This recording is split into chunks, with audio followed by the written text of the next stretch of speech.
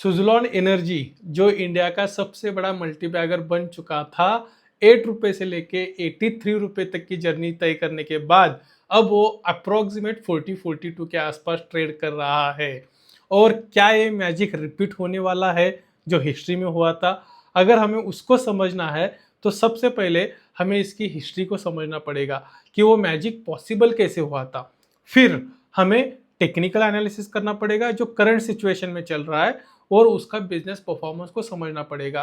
ये सारी कॉम्बिनेशंस देखने के बाद हमें वो आगे की डायरेक्शन मिलेगी जिसमें हम पता कर पाएंगे कि ये स्टॉक और एक बार मल्टीबैगर बनने के लिए रेडी है या नहीं है। तो अब थोड़ा सा टेक्निकल एनालिसिस को समझते हैं। अगर आप देखोगे मार्च 23 में यह स्टॉक अप्रोक्सीमेट 8 रुपये के आसपास था, और वो वहाँ से सितंबर 24 में ऑलमोस्ट 83-86 के आसपास गया। अगर हम परसेंटेज में इसको कैलकुलेट करेंगे सो 950 मतलब 1000% की डिलीवरी दी थी इसने। तो आप सोचो कि 1000 टाइम बन गया था ये स्टॉक। लेकिन क्या ये ऐसे ही बन गया? नहीं। इसलिए तो मैं बोल रहा था ना कि इसकी हिस्ट्री को समझना पड़ेगा, तो हमें नंबर्स देखने पड़ेंगे।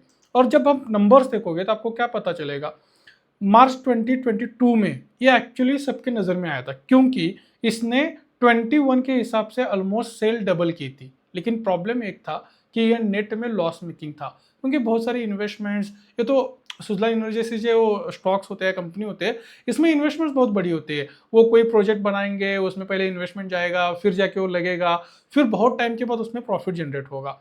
और हुआ वही। तो सेल तो अच्छा था, सबके नज़र में आ गया, लेकिन प्रॉफिट की वजह से अटक गया। अब 23 में मैजिक होता है, सेल अप्रोक्सीमेट वहीं पे है, मतलब कुछ ज़्यादा बड़ा नहीं है, इनफैक्ट कम ही हुआ है। लेकिन नेट प्रॉफिट अगर आप देखोगे तो वो हुआ है 2887, मतलब एक loss making company profit making बनी, वो भी बम्पर नंबर के साथ।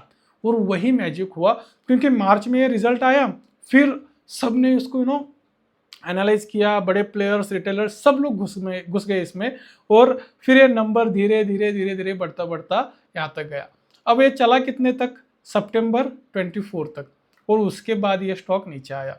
लेकिन हमारे जो रिटेल इन्वेस्टर्स है, वो भाई सब तो नंबर्स देखते ही नहीं। उनका फोकस क्या है? उनको क्या न्यूज़ फीड की जा रही है कि भाई ये डबल हो गया, मतलब 8 रुपये का स्टॉक 20 बना, 20 का 30 बना, देखो 30 से अब तो ये कितना बना है, 86 बना है, अब तो लेना ही पड़ेगा। तो हम बेसिकली चार्ट देखते रहते हैं, वो ग्रोथ देखते रहते हैं, स्टोरी पढ़ते रहते हैं, लेकिन नंबर्स नहीं देखते। और वही प्रॉब्लम हुआ, क्योंकि अगर आप मार्च 24 का नंबर देखोगे, सेल में ग्रोथ तो आई, लेकिन नेट प्रॉफिट 660 करोड़ बन गया। ये नंबर्स क्वार्टर्स में भी दिखता है। जब ये मार्च 24 का नंबर आने वाला था यहाँ पे, मतलब टोटल मार्च 24 का जब नंबर आया, उससे पहले ये क्वार्टरली नंबर्स आ रहे थे, और इसमें हमें दिख रहा था क्लियरली कि भले ही सेल बढ़ रही है, लेकिन प्रॉफिट देखो 101, 102, ये तो बिल्कुल कम है ना। जो पिछले साल इसने नंबर डिलीवर किया है, तो उसमें कोई ध्यान ही नहीं दिए और घुस गए। अब घुस गए तो घुस गए, उनको लगा कि नहीं बहुत अच्छा ही होगा, तो अब अटक के बैठे हैं। तो अब हम थोड़ी सी करंट सिचुएशन को समझते हैं। तो हिस्ट्री थी, देखो नंबर अच्छा डिलीवर किया था, स्टॉक अच्छा चला, 1000 टाइम्स उसने डिलीवर दिया, मतलब नंबर्स डिलीवर किए, रिटर्न्स डिलीवर किए, अच्छी बात। लेकिन जब नंबर्स खराब हुए तब हम लोगों को सही टाइम पे निकल जाना चाहिए था। लेकिन अब करंट सिचुएशन क्या है उसको समझते हैं। तो करंट सिचुएशन समझने के लिए मैं क्या कर रहा हूँ, पिछले 2 साल का नंबर करते हैं सबसे पहले तो कंपेयर। तो पिछले 2 साल का अगर आप नंबर देखोगे तो मार्च 24 का रिजल्ट था सेल 6529। अब मार्च 25 का जो नंबर ऑलरेडी डिलीवर हो चुका है वो है 10890, और 660 से नेट प्रॉफिट बना है 2072। अब इसके बेसिस के ऊपर टेक्निकली मार्च 25 के बाद ग्रोथ आनी चाहिए थी, लेकिन वो उसमें क्या हुआ, यहाँ पे देखो अप्रैल 25 से फिर से ग्रोथ आई, ये गया 72 तक, फिर उसके बाद नीचे आया। ठीक है। अब करंट नंबर्स को समझते हैं। अगर मैं करंट नंबर्स क्वार्टरली चला जाता हूँ, मार्च 25 के बाद के नंबर्स, सो जून 25 312, जून 24 में कितना था देखो 2022, नेट प्रॉफिट 302 से लेके 324। सितंबर के नंबर देखो 3871, वो था 2103, और नेट प्रॉफिट देखो 201 से लेके 1279। ठीक है। अब दिसंबर का नंबर देखो, 3000 अप्रोक्सीमेट, 4236 और नेट प्रॉफिट 445 जो 388 था। सो टेक्निकली अगर मैं आपको एक चीज बताऊं कि पिछले पूरे साल का जो नंबर है, ये जो नंबर है पिछले पूरे साल का 10890 और नेट प्रॉफिट 2072, ये ऑलरेडी इन 3 क्वार्टर में अचीव हो चुका है, फिर वो सेल हो या नेट प्रॉफिट हो, सब अचीव हो चुका है। सो Q4 का जो अभी नंबर आने वाला है that is going to be a complete bonus, मतलब जो एड ऑन नंबर रहेगा। फिर आप बोलोगे कि सर आप बोल रहे थे कि क्वार्टर नंबर ग्रो हो रहा है तो स्टॉक को ग्रो होना चाहिए था, ये स्टॉक ग्रो क्यों नहीं हो रहा है? सबसे बड़ा चैलेंज, अगर आप इन्वेस्टर्स में जाके देखोगे तो 55% इसमें पब्लिक बैठी है, बिग प्लेयर्स की कमी है और जो धीरे धीरे बढ़ते हुई दिख रही है। सितंबर 25 में 22% था, दिसंबर में फॉरेन इन्वेस्टमेंट 23.73% बन रहा है।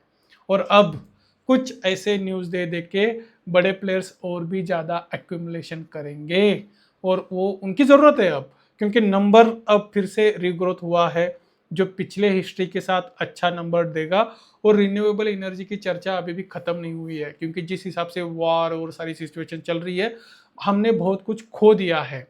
मतलब हमने बहुत सारे ऑयल प्रोड्यूसर खत्म कर दिए, इलेक्ट्रिसिटी के ऊपर अटैक हुआ है। तो सुजलॉन एनर्जी जैसा स्टॉक, ऐसी कंपनी इंपॉर्टेंट बिल्कुल है ऐसे सिचुएशन में, और वो टर्न अराउंड होगा, लेकिन उसके लिए बिग प्लेयर्स की एंट्री बहुत ज़रूरी है। इसको आप समझिए। ये मैं क्यों समझा रहा हूँ, क्योंकि जब बिग प्लेयर्स आएंगे तभी जाको इसमें अच्छा रन मिलेगा। That is what I understood from this stock. बाकी उसके अलावा अगर आप देखोगे तो ROC, return on capital employed 32%, which is really good number. हम एक्सपेक्ट करते हैं कि 12% से ज़्यादा होना चाहिए, 12-15% से ज़्यादा। रिटर्न ऑन इक्विटी 41%, ये भी बहुत अच्छा नंबर है।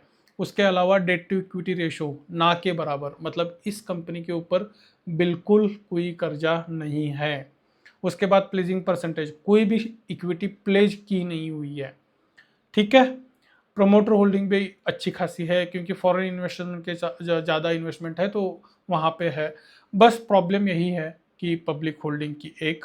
बाकी तो मैंने जैसे आपको बताया कि क्वार्टरली सेल्स ग्रोथ आप देखोगे तो 42% की आई है, नेट प्रॉफिट में ग्रोथ 15% की आई है, और ईयर ऑन ईयर जो हमने बात की 61% और 176% FY24 और FY25 का। तो ये थोड़ा सा बिजनेस का परफॉर्मेंस अंडरस्टैंडिंग है करंट सिचुएशन में। तो ये था सुजलॉन एनर्जी के बारे में मेरा एनालिसिस।